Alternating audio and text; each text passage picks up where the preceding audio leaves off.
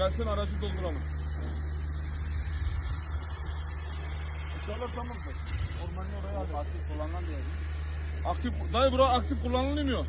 Kullanılıyor ev mi?